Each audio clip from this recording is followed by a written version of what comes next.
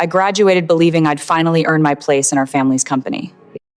Instead, I opened a drawer and learned my parents had already signed everything over to my sister.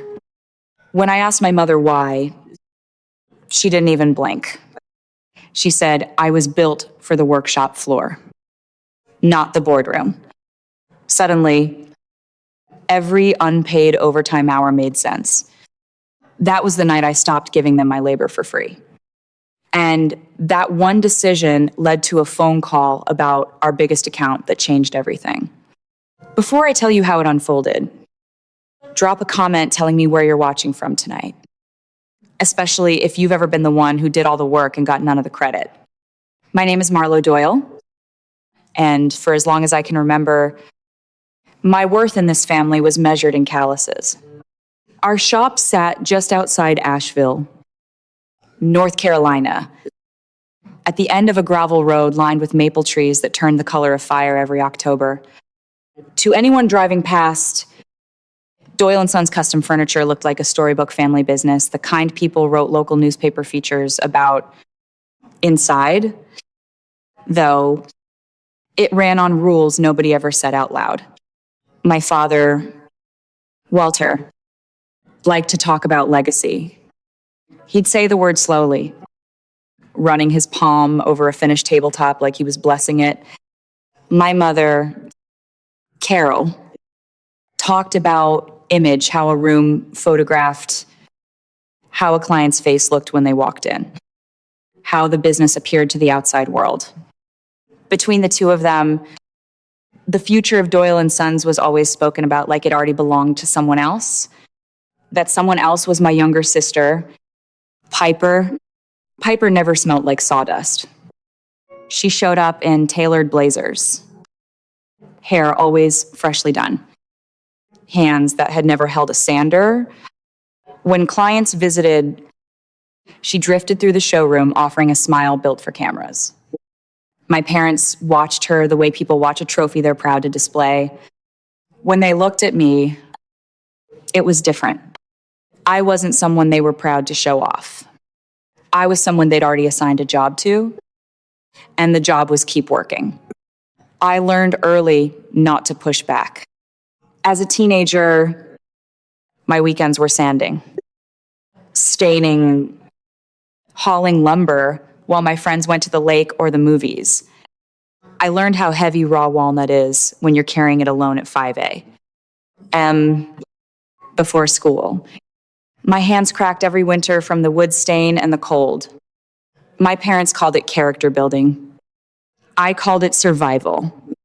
By the time I finished my business degree, I actually believed something might shift. I came home with real ideas, inventory systems, supplier negotiations, ways to keep the shop from bleeding money every time a shipment was late. I imagined finally being invited into the meetings instead of being told what had already been decided. I imagined being asked what I thought. Nothing changed. If anything, I worked harder. 60-hour weeks became the baseline, not the exception. My paychecks were always coming soon, always explained away with some version of put it back into the business. It'll come back to you. I wanted so badly to believe that I needed to. What actually wore me down wasn't the labor. It was the silence around it. When a project went well, Piper's name was the one mentioned in the newsletter, the one tagged in the photo. When something went wrong, it landed on my desk without a single conversation. My mother once watched me haul a stack of oak boards into my truck bed and said, almost gently, "You're lucky you're so good with your hands. Honey, not everyone has that." She meant it as a compliment. I heard it as a ceiling. Still, I stayed. Because when you grow up being useful instead of being chosen, you start confusing exhaustion for love. I didn't yet understand how deliberately my role had already been written for me. It wasn't a single moment that tipped me off. It was 100 small ones stacked on top of each other. the kind you only notice once you've been standing in the same spot long enough to see the pattern. Meetings started happening without me. Nothing announced conversations that simply paused when I walked into the office and picked back up once I'd left.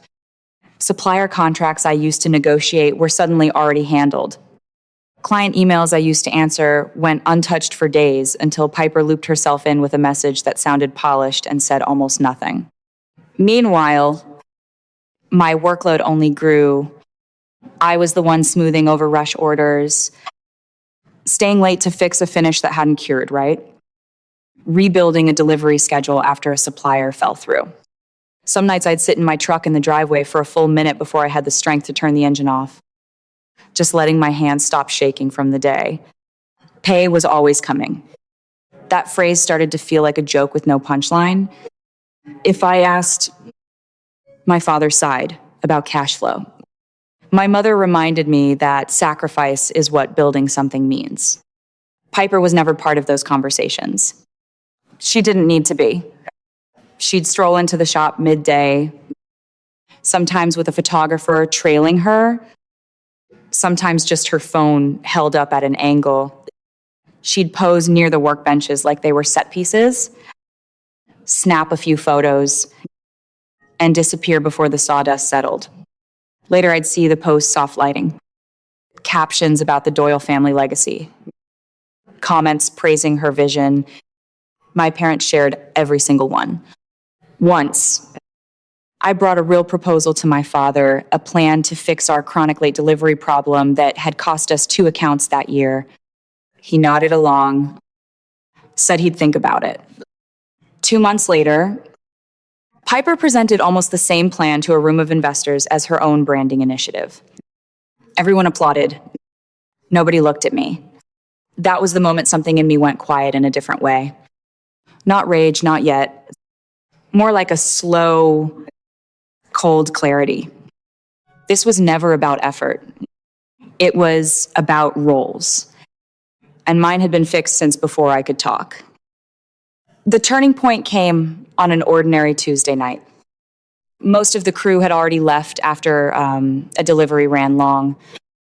I stayed behind to grab paperwork my father asked for insurance documents. He said, I knew exactly where he kept things.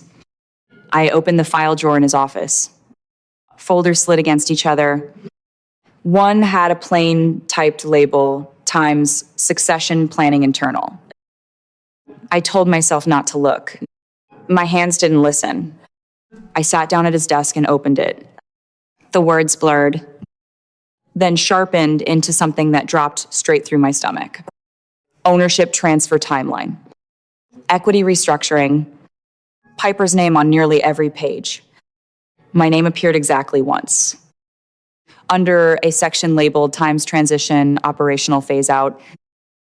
I read it 3 times, hoping I'd misunderstood. I hadn't. They hadn't forgotten about me. They'd planned for me.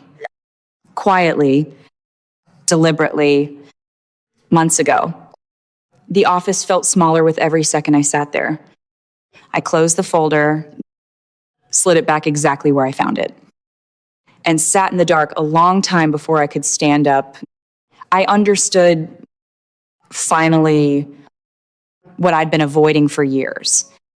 I wasn't being overlooked. I was being replaced on paper, with a date attached. I didn't confront anyone that night. I drove home, lay awake, and replayed every conversation I'd ever had with my parents about patience, and just a little longer, all of it lined up too cleanly to be an accident. The next morning, I went back to the shop like nothing had happened. Same boots, same apron, same nod to the crew, but something inside me had already shifted. And once that belief broke, the belief that hard work would eventually be seen, everything else followed. I stopped staying late. Not dramatically. When the clock hit 5, I finished my task, turned off my station light, and left. If something broke down after hours, I wrote it up and left it for the morning. If a delivery went sideways, I forwarded the details to the office instead of fixing it myself at midnight like I always had. I wasn't sabotaging anything. I simply stopped absorbing the damage that wasn't mine to carry anymore. At first, nothing happened. Then small cracks appeared. A supplier called asking about a spec sheet I used to manage automatically. A client emailed a technical question that used to take me 5 minutes to answer. Now it sat for 2 days. Meetings that used to run 20 minutes started running 90, with no decisions at the end of them. The hardest part wasn't the awkwardness. It was the guilt. I'd watch a crew member struggle with a problem I could have solved in 10 minutes. And I'd feel it in my chest. These were people I respected. People I'd worked next to for a decade.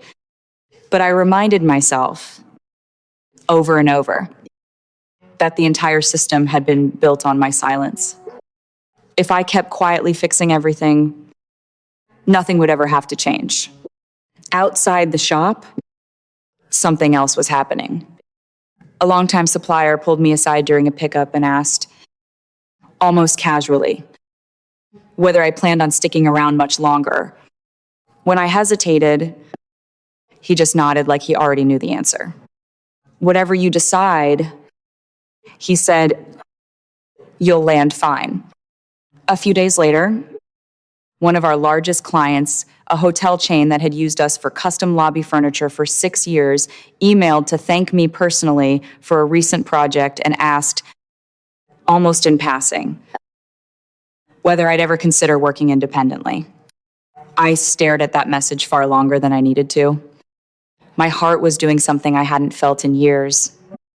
I didn't answer right away. I wasn't ready, but I saved it. The real break came at the end of that week. I was loading my truck in the gravel lot when my phone rang. My father's name lit up the screen. He almost never called me directly during work hours. We have a situation. He said, his voice tight. Meridian Hospitality has concerns. They're asking questions only you can answer.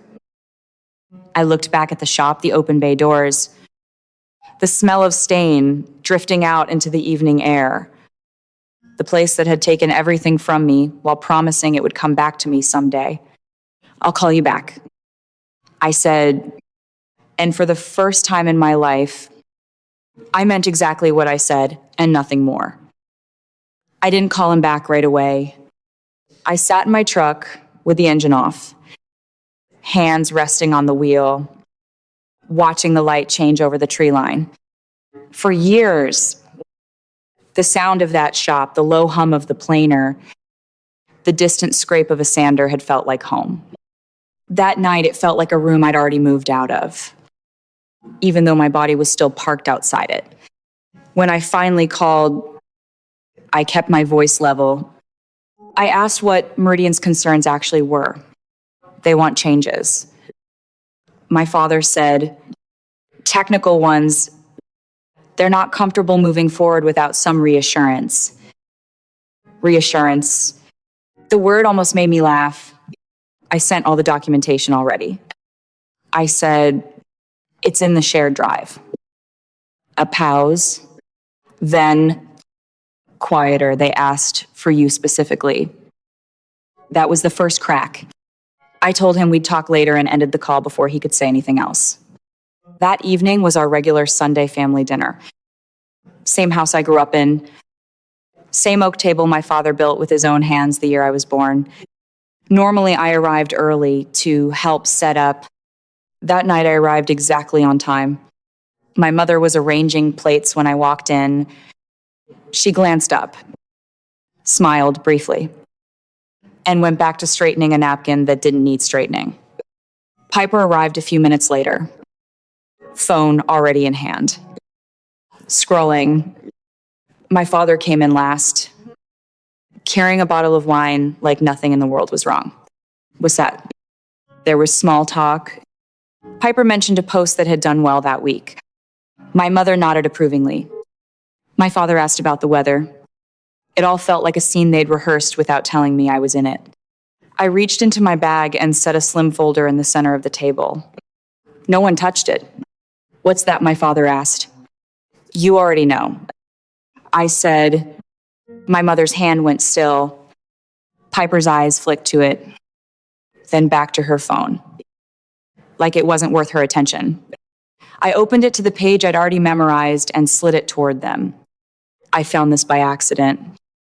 I said, but it explained a lot. My father leaned in. Reading, his jaw tightened. My mother didn't look down at the page at all. She looked straight at me. That's business planning. She said, calm as ever. You weren't meant to see that yet. Yet, I repeated, so there was a plan to eventually tell me I was being phased out. Piper finally looked up, her tone almost bored. You're being dramatic. It's just structure. I turned to her, structure that gives you everything and gives me a footnote. My father opened his mouth, then closed it. My mother sighed, the sound heavy with rehearsed disappointment. Marlo, you've always been so good with your hands. That's your gift. But running a company takes a different kind of mind. There it was. The sentence I'd heard in pieces my whole life, finally said out loud without any softening at all. Something in my chest loosened. Not pain. Relief. So all those years, I said slowly, the 60-hour weeks, the accounts I saved, none of that actually counted. It mattered. My father said quickly, just not enough to count. I said, the table went quiet. Then my father's phone buzzed. He glanced at it, frowned, and stood. I need to take this. He stepped a few feet away, his voice dropping. I watched his shoulders tense, watched the color drain out of his face. When he sat back down, the wine still unopened on the counter. His expression had changed completely. That was Meridian. He said, they're not comfortable proceeding. Piper scoffed. They're bluffing. They're not. My father snapped. Then caught himself. He looked at me. They said, if you're not personally involved, they're reconsidering the entire contract. I held his eyes. I already told you everything they need is documented. They don't want documents. He said, they want the person they trust. My mother looked between us, genuinely confused. What does that mean? It meant everything. It means the relationship was with me. I said quietly, not the brand, not the family name. Me. Piper laughed, sharp and disbelieving. That's ridiculous. They work with a company. They work with whoever answers the phone at 11 at night. I said, whoever fixes the problem before it becomes their problem. That's never been you. My father rubbed his forehead. Marlo, we need you to step in. Just this once. The irony nearly made me smile. And after I fix it, I asked, do I go back to being a phase-out line item? We can revisit things, he said, and even he didn't sound convinced. My mother leaned forward. You're being selfish. This affects all of us. No. I said, this affects the system you built without me in it.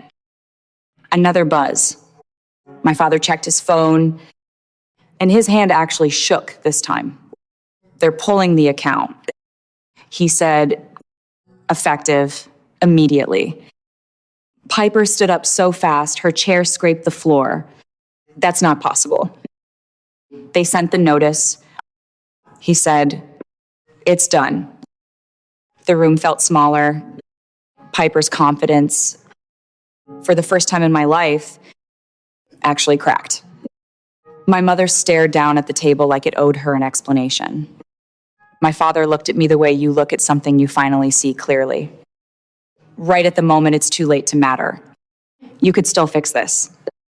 He said. I shook my head. No, I really couldn't. Not anymore.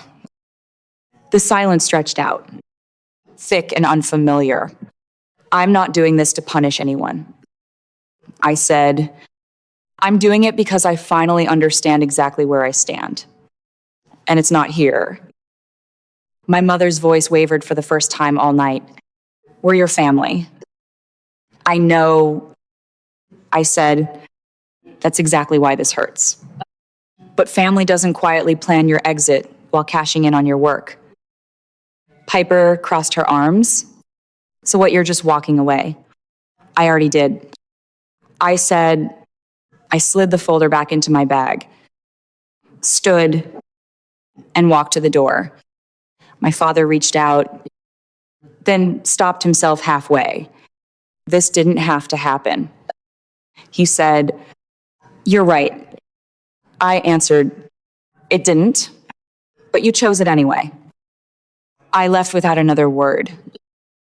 Outside, the night air was cool enough to clear my head.